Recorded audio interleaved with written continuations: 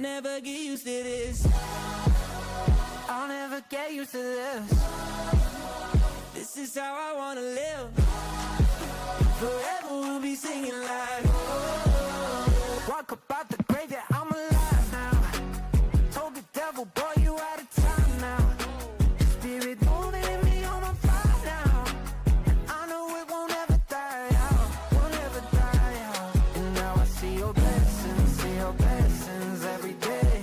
Thankful that your kingdom's on the way. Angels all around me, hear them sing like, oh, I'll never get used to. Welcome in, everybody, to Purple and Gold Talk, brought to you by the In Off the Bench podcast. My name is Jim Cross. I'm joined, as always, by the amazing Ava Garza. In tonight's episode, we are also brought to you by Chinook Cedary, 8 flavors, mild to wild, the best in the game, less salt, no sandpaper tongue. Jesus One Apparel, John 16:33, empowering young men and women to be bold in their faith. But Braden, Augstus, man, we're excited to have you. How you doing tonight? I'm pretty good. Excited to be here. Absolutely, man. I got to ask you right off the rip. I see the pictures in the weight room. I just got cleared by the doctor. I tore my pec off my shoulder. See you getting the bling, for putting in the work. I got to ask, man, what are you squatting? It's always funny because we always do kilos and we try not to focus too much on squat. Like, we don't focus too much on the whole max of it. Like, we do like 1 rep sets, but not too much on max. But I want to say I definitely got up to 240. I don't know how far I got on that on kilos, but Yeah, well, I come from an era where we did it all wrong. It was, being in the certain pound club. It was how much you could bench, how much you could squat, and how much you could power clean. And that's actually pretty much how I kind of kept that same mentality 25 years later. And that's how I ended up tearing my pec. Finally, I was repping out 315, and I got told by the doctor I had no business having that much on the bar. So, I have been humbled. Now I'm not doing anywhere close to that. So, but I was just curious. So let me ask you, do y'all do power cleans anymore in football, or is it all about deadlift? Oh yeah, you definitely still do the power clean. You still need that motion for the whole idea of moving somebody. You still need that motion, that explosion through your hips. So definitely still get it done. We'll do a mix of power and hang clean. So No doubt. Well, the last one I got for you, tying that in, the picture of the freak of the week, man. Like, how do you get to wear it all week? How does it work, man? When you win the award, you get to wear the chain around? You do, you get your little photo shoot in it. It's cool. You get to celebrate with all the guys, and that's fun. And I think I remember they said something about us all get, like, everyone who won, you get one at the end of the year too. But like, we'll have to wait and see on that. We got bigger fish to fry. I heard that. So now when you get the national championship, and you can get that, you'll be all blinged out. Okay, so I get to have all the fun questions, the big kickoff, if you will. So where are you from?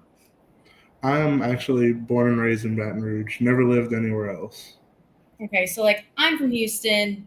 I'm not I get to try new places every once in a while, but if I was a first timer here, what's one place that you would absolutely be you have to come visit and you have to eat this? Ooh. I mean, it seems kind of cheesy, but definitely Tiger Stadium. Like, if you happen to be there for a weekend, I don't feel there's no place that culminates the vibes and the culture of Louisiana as much as Tiger Stadium does. It's the right answer. Yeah. So speaking of the vibe, what's it like growing up in a city with a college like LSU right in the middle of it all? It was always really cool. Growing up, it was funny because we were all LSU fans, but my dad never was. It's just he grew up also in Louisiana, but he just wasn't an LSU fan. And so it was always funny we'd mess with him because he's a big Florida State guy, like ride or die. But, it's good because for these past couple of years, I've had him repping the purple and gold. But it was always cool being able to come to the games, getting able to experience it. And funnily enough, I actually didn't want to come here, but I ended up making that choice. That was one of those things that God definitely tipped the scales in my story a little bit. But yeah, it was definitely cool growing up here. It was He's still rooting on Florida State and LSU. It's not a bad season at all. He got 2 top 5 teams. No, he's doing pretty good right now. Okay, so where would you send someone to eat? What's the go-to restaurant? Go-to restaurant. See, so there's always a that people ask because both of my parents cook so well that like 9 times out of 10, if you ask us like what we want to eat, like we're gonna ask for something that our parents cook. But a good place that we love, it's a family that we're good with too. It's a Louisiana Land Gap. Great place, great restaurant, great like same kind of thing, great vibes, great culture, really kind staff, and that's always a good place to go. See, David, that's the answer I'm looking for. I'm not looking for the popular spot that everybody knows. He just because I've been to Baton Rouge 1,000 times and ate, and I've never heard of that spot, and so he just gave me somewhere I've never heard of. That's what I'm looking for. I know, right? I'm like, might have to come, might have to visit. So, who was your biggest influence growing up? Definitely my dad. I'll say it till I'm blue in the face. He is the best example of a man I could have ever asked for. He tries to knock himself down a little bit and say he's not that great, but I think me and both of my brothers and my mom would agree that he is by far and large one of the best men on this planet for sure. And just every value that I have, he like put it in me and upheld it with me and just allowed me to grow as a man and even bigger than that as a Christian man. So on here it says that you won the Dunham School Servant Heart Award. Where does that drive come from to serve others? I think again it was one of those things our parents kind of just put that mindset into us growing up, like serve someone else if you can. There were many times like back in 2016 when the floods were bad in Louisiana. We had left town a little bit because the water got bad, and the second we got back, we found out that there was no damage to our house. We immediately got back in the car and went serving other people that we knew were less fortunate than us. And it's just that idea that if you can help, do it. And it's funny because I don't email my dad much, but when I do, I always see his little signature. And it's something along the lines, if you can serve, do so. Or if you can serve others, do so. Something along those lines. And it's just that same idea that that's just always how I've shown leadership. I've always been the example guy. So if there's that piece of trash, pick it up. If there's someone coming behind you, like give that extra shove on the door. You don't have to stand there and dramatically holding it open, but even just that extra shove to let someone get in is going to go a long way. So how pivotal of a role has faith played in your football career? Tremendous. Because college-wise, I would not have played. It's funny because watching everything unfold is always insane. You know, in the moment it sucks sometimes, but at the end of the day, that end goal is always insane. So for me, going into my senior year, I went to Dunham at like very small school, and it was like growing through like middle school and high school, like I was always the guy kind of thing. And kind of like recruitment wise, never really got any attention or anything like that. And so senior year, I convinced myself that I just didn't want to play football anymore. And I was like, like if they don't want me, that's their fault. Like they don't know what they're missing out on. And so definitely had this pride piece to it. But then we were blessed my senior year in football to make it all the way to state, and we fell just short of winning that game. And that loss like fueled me so much more because I realized that I didn't want to be done. And looking back at it, I definitely think like that was God like wanting me to realize I wasn't done.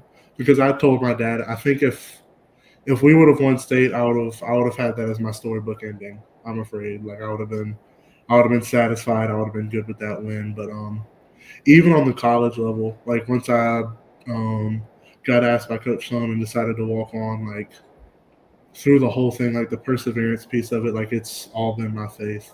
Like that's what's driving me. Like I've said it multiple times, like at FCA and everything. I got to the point in my story where I was okay if I never played a snap because I knew that God had me in the locker room for a higher purpose. And so that's been my driving factor the whole time I've been here. So you touched on it a little bit. LSU wasn't always the choice for you. Did you give any other schools consideration at all? So the end of my junior year, the only unofficial visit I ever took was to Princeton. It was by happenstance we were up there. Like I had been talking with them a little bit, but it was happenstance that we were up in Jersey. And so I went on an unofficial visit there, but then that ended up falling through. And so didn't get much attention other than that, had the had those same schools that everyone else had, like just in the DMs, sending letters, all the things. But not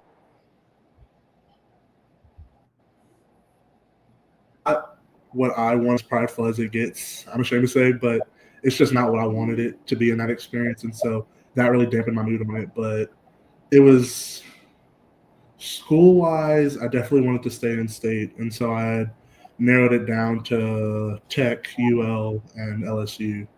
And it got to the point where I was like, I went to my head coach, Coach Weiner, and I was like, hey, like, just reach out to those three schools.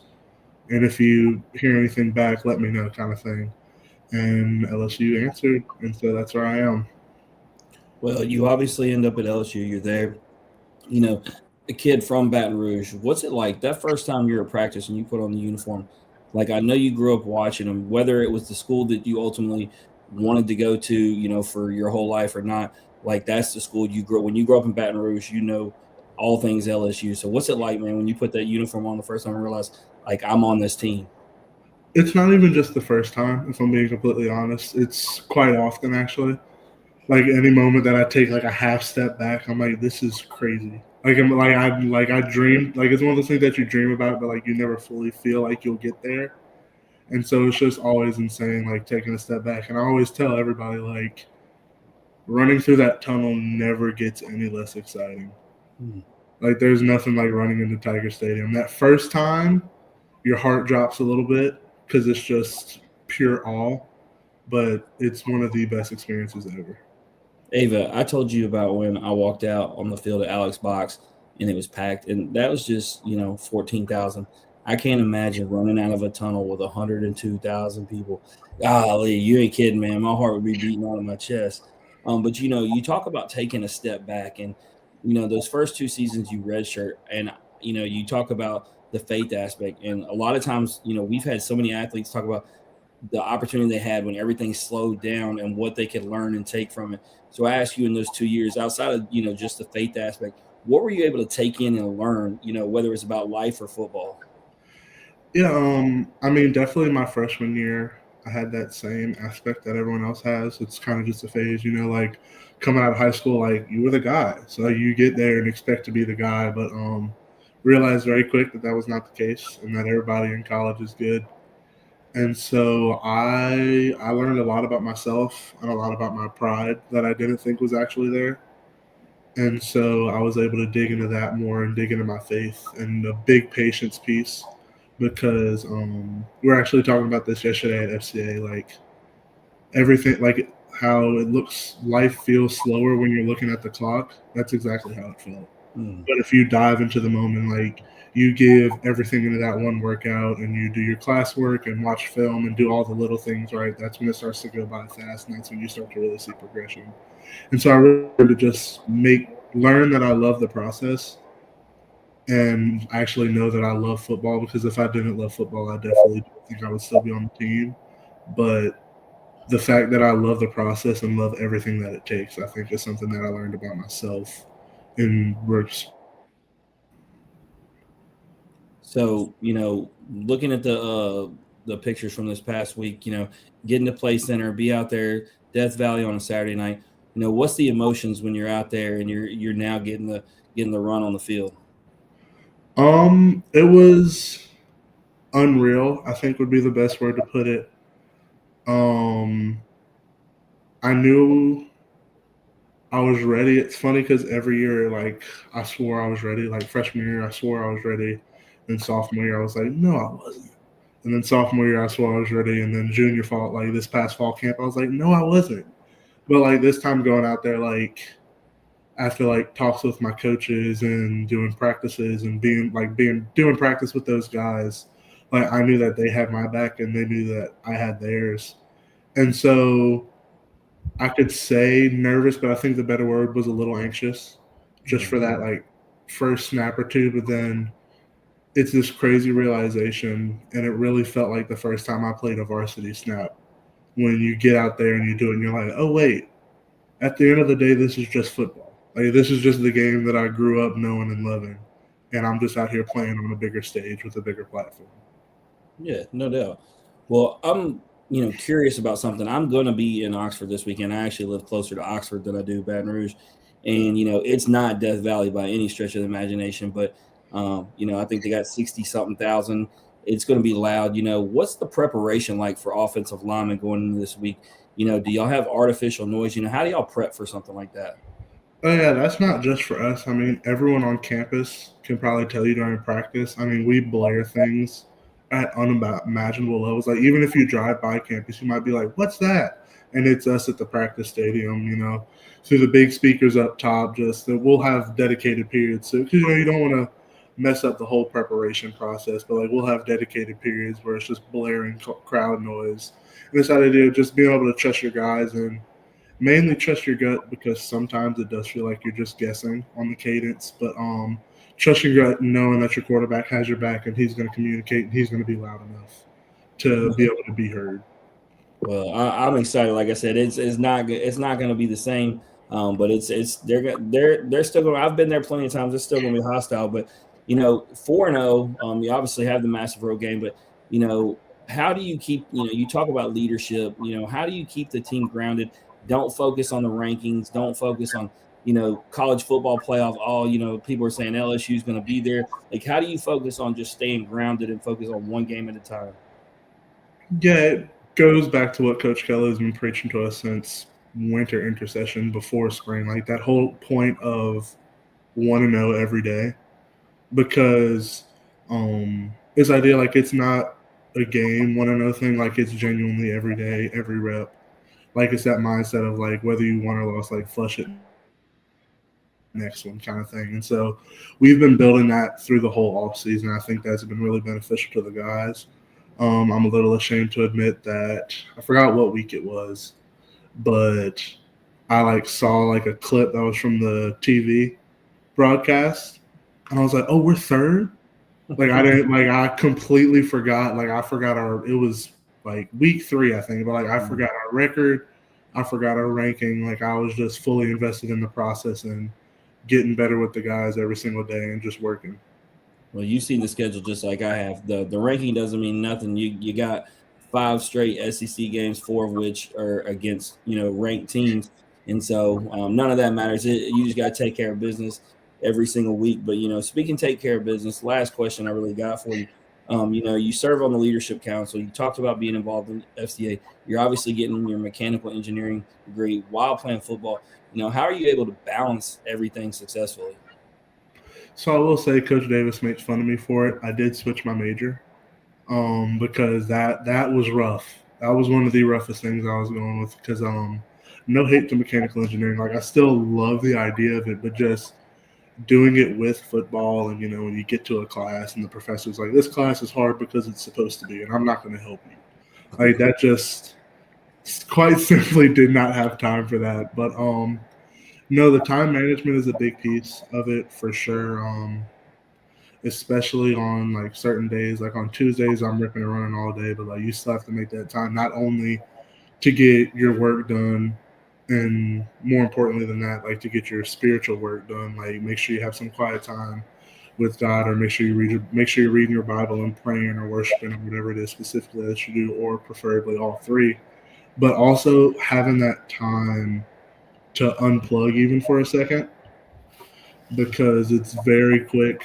I've found myself it's very quick to just keep saying yes to people and just keep saying yes and keep wanting to do things because I won't get tired, but in a way that I'm tired of helping people, but it's that good tired where I'm just doing so many different things that I love, and just reminding myself to take a step back is some of the biggest things that I've learned time management wise. Well, I'm glad you said yes to us. You were the first one I asked, and I asked specifically because I talked to the FCA director and she just was raving about you, and it was like whoever I want to talk to from LSU football first, I want to talk to somebody who was strong in their faith, and all signs pointed to you. People were telling me you, and so if you need anybody else to speak volumes, I mean, people speak very highly of you, and you had to be the one. So I'm glad you told us yes. But I'm gonna let Ava play a game. But I want to tell you, man, just here on air, best of luck. Continue to do what you're doing, man. As a leader on the field, off the field, And man, y'all make sure y'all take care of business because, like I said, I live a lot closer to Oxford than I do Baton Rouge, and I don't need to hear these fans. So y'all take care of business. Sir, appreciate you. All right. So last thing, you get to play a little game. We play it with all of our guests, and that's this or that. Are you down to play? Yeah, sounds good. Okay. Pancakes or waffles? Pancakes. Golfing or bowling? So I'm not a great golfer, but I have a lot of friends who golf. And so Top Golf will be fun because I'll just be like swinging for the fences and they'll like be like so precise. Because like no offense to them, but like I'm stronger than all of them. So in my head, like I should be hitting it further, but it's just so much more technique than that. But for that sake, I'll say golfing. Maybe not out on a 18-hole course, but yeah, we laughed because our last guest was on our other show was Mac Pounders from Louisville, offensive lineman, and he said the same thing. If top golf counts, then yeah, give me golf. It's just a fun time, and it would allow me to hang out with some of my high school. Yeah, I mean, because I'm so bad, I'd have to go chase the ball everywhere. So I'm with you. If I'm there, I don't got to worry about that. Yeah, no, I've always told them like if y'all want to bring me to the course, I'll just be the caddy. Like it's not even worth me playing. It's already a long sport, already a long event. It's just not even waste time and act like I'm gonna make a single one. So, 100% fair. Run block or pass block? I would love to say it depends, but for the sake of the situation, I'll say run block. There's nothing like winning a run block and moving another human against their will. There's nothing like it. I love it. Another human. I love it. I love that. Purple or white jerseys? So this is funny. This is conflicting because the purple ones are beautiful, but the white ones are just so classic.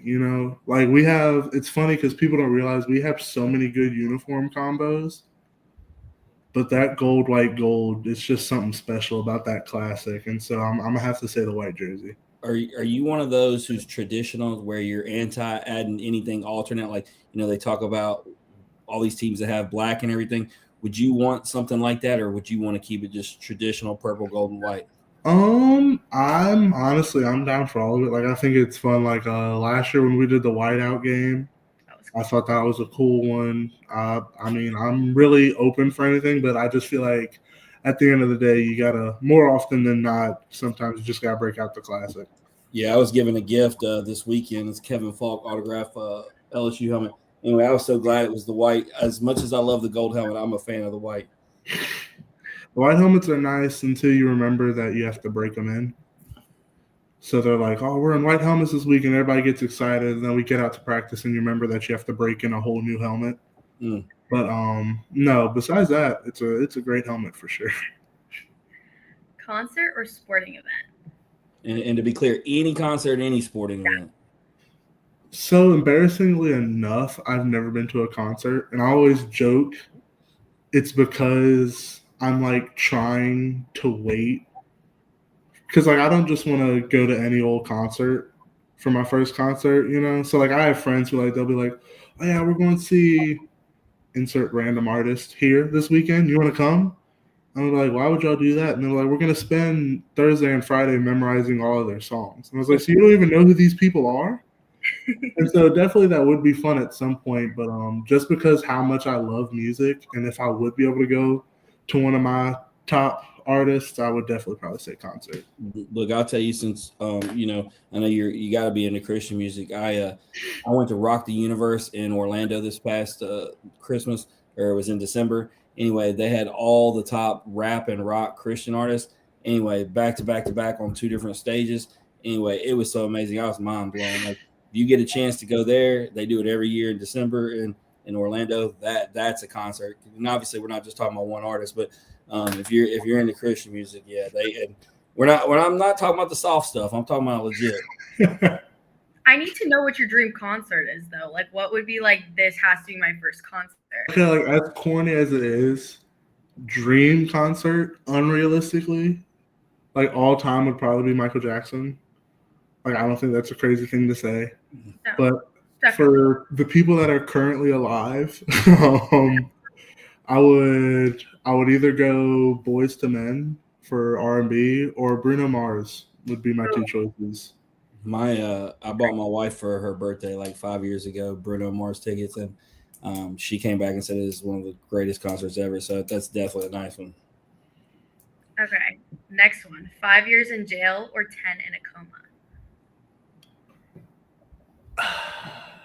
You know, You didn't even like preface it by saying, "Here comes the tough one." Like Well, you just went right into it. I don't know. You got two more tough ones after this, so that's Oh, fine. they're That's supposed to fine. get harder as they go. This is the last time I let you host if you can't preface it, Ava.